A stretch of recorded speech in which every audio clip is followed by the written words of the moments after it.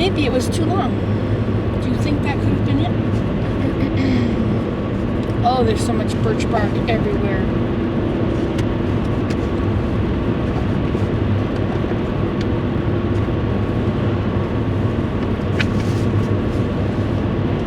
Okay, that's our word.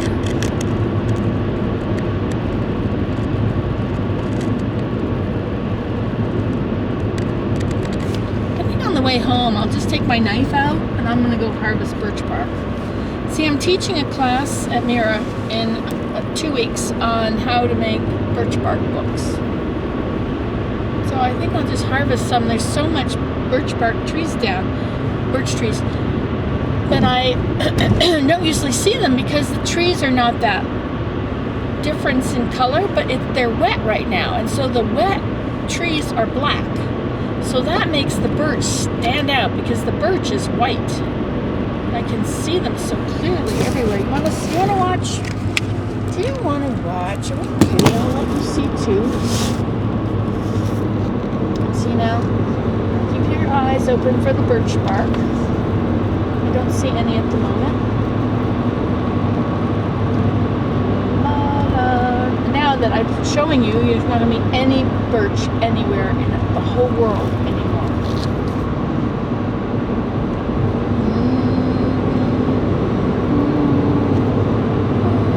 There was some. Did you see that to the left?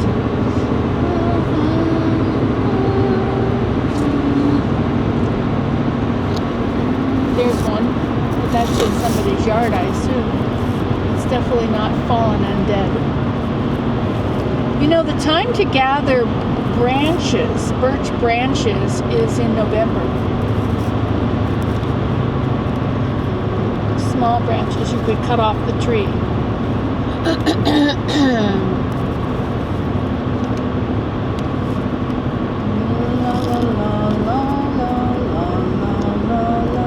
I'm so fortunate to live in this beautiful place. Wow. I know there are many beautiful places in the world. The United States has incredibly beautiful places in the wilderness. There's so much wilderness. Wasn't Eleanor Roosevelt that went all over the United States to be shown or was it Lady Bird Johnson? I think it was Eleanor Roosevelt. See, there's a birch there. She made a trip all over the United States with the Corps of Engineers and learned where she wanted to see all the beautiful places. And so that was the beginning of the parks, I think, the national parks. I could be totally wrong, but I remember something to this effect. Some president's wife. See all the birch down there? Of course, that's a little difficult to get to. It's also called trespassing. It's a lot of trouble to find out who owns places, especially way out in the woods like this.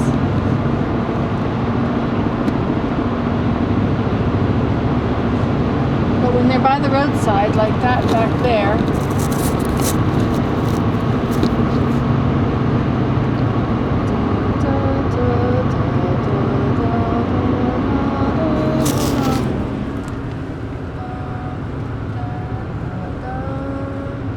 you're looking that way. I'm looking at the road. Don't worry, we're not both looking that way. See, there's some birches up there.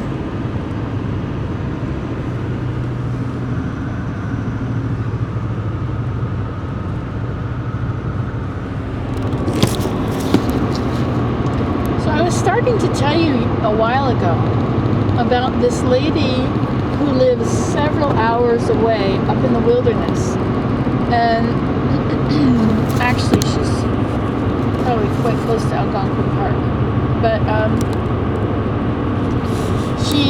she has all this pottery stuff to get rid of because she used to love it. She did it for years, but her arthritis is making it impossible to do it now.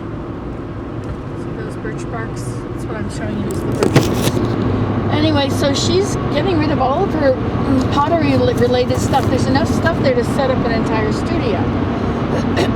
She wants $500 for it, or it was best offer. And I said, well, how much do you want? And the fact that there were 3 wonderful sounding kilns, as well as this homemade wheel, I just was blown away. So $500 was what she said when I asked what she thought it was worth. But of course I can't afford $500. So I thought, I made an appointment with her. I was going to go this morning sometime. Which means that as soon as I get to church I have to phone and cancel that. Anyway, I was going to go to...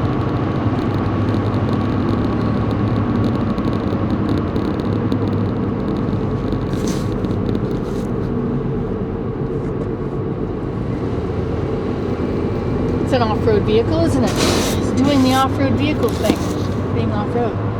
Anyway, so she wants to sell these things for $500. I don't have $500, but I wondered, and since she had said best offer, it's not like a firm $500. So I piled up. What I did, I got a lot of soap. I tried to get a couple $100 worth of soap. At $5 a piece, that's 20 bars. But I sell it for $6 a piece. I mean, so it's 40 bars, 20 for 100. And I brought my baskets. I don't know if you can see those baskets.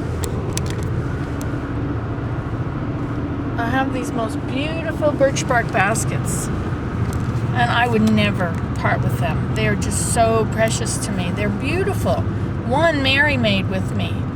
And it's a ribbed basket with birch for the weavers. Another one's a very wide, tall basket with beautiful handle, and it's just really made well. A good rim. It's all very lovely. So I thought perhaps I could bring these baskets. There's 3 birch bark baskets. The huge one, the one that's a ribbed basket, which is, you know, they call it a... Anyway. And then there's another one, which is just a smaller, regular basket. And they're all birch bark wool.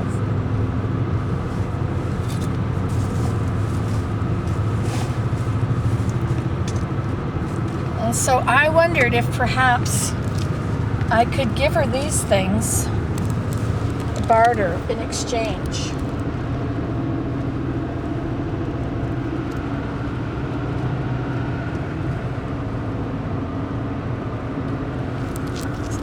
And make it, you know, I could just pay maybe $100 or $200.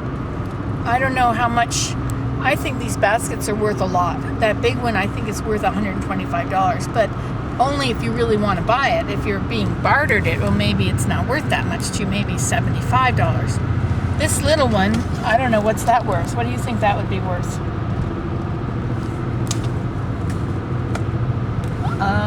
It's a really nice basket, $50. And then I have another one that is, I mean, I could probably sell it for more than 50, but you know, having a buyer is the thing. And then the other one, I wonder where the other one is. It's over there. So I can't reach that for you. But I could put the camera there so maybe you can see it.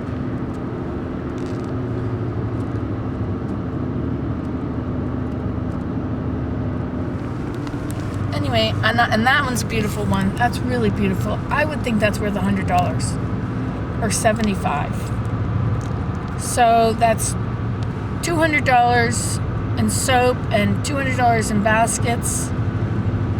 Is that right? Maybe I'd pay her $100 cash plus that, plus the soap and the baskets. But then I realized that I have to go to this meeting, which I love these meetings. Church. Oh, we have Relief Society is awesome. We do the best things there. Anyway, we learn how to make things and to be self-reliant. You know, pioneer skills. We learn all that at Relief Society. Anyway, so what I was going to say.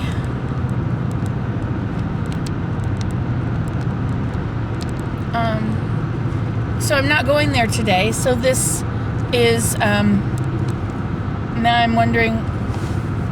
I really don't need 3 kilns and all that. I only needed a wheel. I have 1 kiln. It's not very good. I have a little bit of furniture. What do you think? You think I should trade all this stuff for all that stuff? Or you think I should just look for just the wheel? I'd certainly enjoy using it. I would set up the sunroom to be a pottery